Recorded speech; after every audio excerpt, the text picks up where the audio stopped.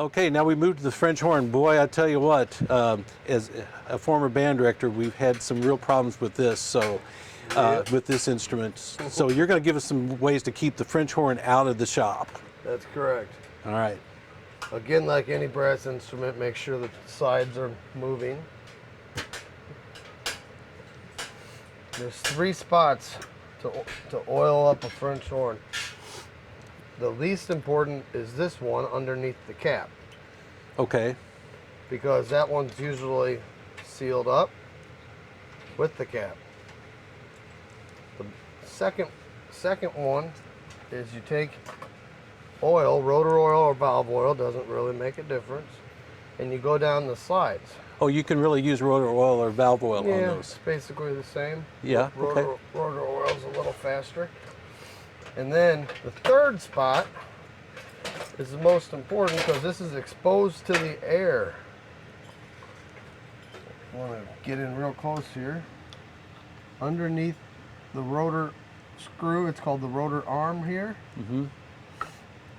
And Pull it then- up so we can see it really good. There you go. So that's the most important. That's exposed to the air, and that's going to dry out the quickest. So you're going to drop a drop of oil on all these. I use a needle oiler. It's a little more accurate. You say a needle. A needle oiler, which Oh, okay. is very popular. Band directors should have some of these. So you can concentrate it right where you need it. Yep. And like for instance, if the horns sit over summertime, Oh yeah, we were talking about that. Right. So people don't think about that. So Nope. marching bands, they take the French horns, they put them up on the shelf. Yep. They take the mellophones out in the field and they come back and they've got dry valves all of them are locked up, and they're locked up. And so if they push hard, they end up breaking a string. breaking the string. And then this one, so if they are locked up, your best bet is to take your finger and try to break it free on the arm itself. Okay. Don't try overpowering it with the rotor, or with the triggers, or you're gonna bend those. So try breaking it free, work in the oil, and it works free unless they're really locked up. So you would recommend it in marching season for high school bands Yep. to when school starts, pull them out, oil them up, put them back on the shelf because they may have been sitting there Yes. all summer. Especially the rotors. And if the slides are moving good with the proper tuning slide grease, they're not gonna get stuck over summer. But But the rotors do. the rotors usually will. If the slides are moving, you re-grease them and they should be fine. So, but we see that a lot whenever it's not neglect, you just forget about it because you don't use them.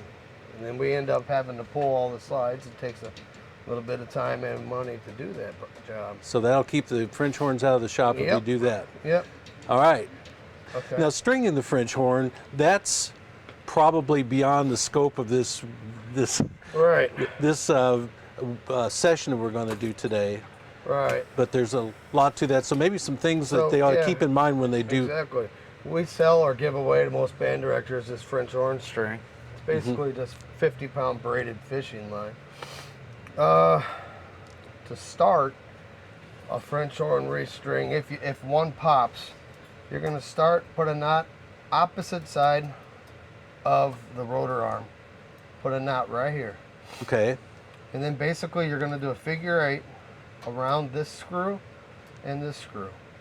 Okay. So Just once. You go outside, inside, outside, outside. Mm-hmm. So basically a figure 8.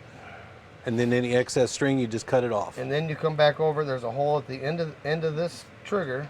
Come through there, then wrap it around this string. There's a hole right here, so the string goes through here, and it wraps around this screw, and you tighten it up. There are guys that have taken classes on how to do but that's Yeah. in general, that's how you. That's it. Yeah. So you're going to do a double figure 8 around both of these screws. Start here, finish here.